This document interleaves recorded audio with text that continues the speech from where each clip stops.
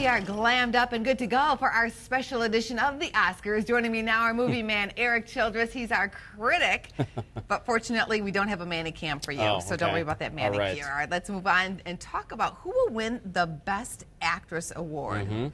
Up for that category, Amy Adams for American Hustle, Cate Blanchett, Blue Jasmine, Sandra Bullock, Gravity, Judi Dench, Philomena, and Meryl Streep, Osage County. This is the easiest award of the acting categories to call for the night. It's going to be Cate Blanchett. She's won just about all the precursors. She's won like 28 awards compared to 4 for the other 4 actresses. So it's the easiest one to call. She's going to win. I think it's a tough category. These ladies were awesome. Yeah, it's a great category. A lot of great. I mean, Amy Adams, 5-time nominee. You know, I'd love to see her win, but it's going to be Cate.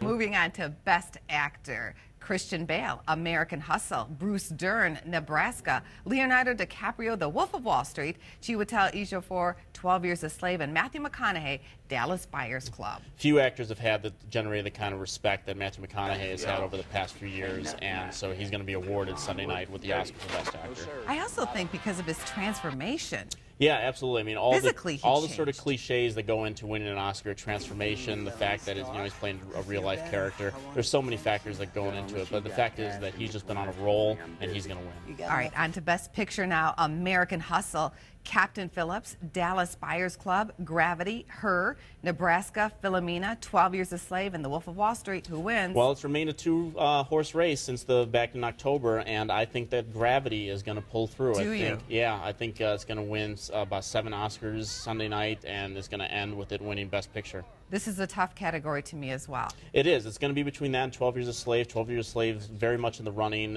It's going to probably win Supporting Actress, Screenplay, maybe a technical award, but Gravity's going to win the most awards. I think it's going to edge out 12 Years a Slave in the end. And I want to mention a couple of films that were snubbed this year. Saving Mr. Banks.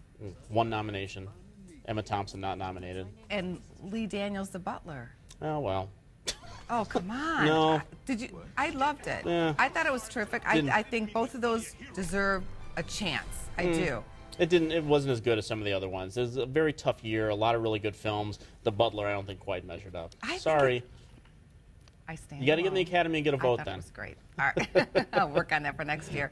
I also want to ask you a question, a little game here. Sure. Let's talk about the best performing film stock. Who wins in that category? If I had to guess, based on this question, I would think that maybe Disney had the best year. Even with the Lone Ranger debacle, I think that Disney probably had the best year with their Marvel connections. Well, we checked on this, and here's a list. Dreamworks, Disney, Sony, Lionsgate, and Fox.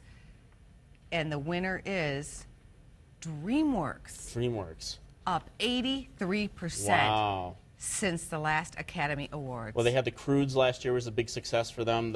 Coming later this summer, they got How to Train Your Dragon 2, which is going to be a monster success. It's going to make the Lego movie look like a little film compared to that.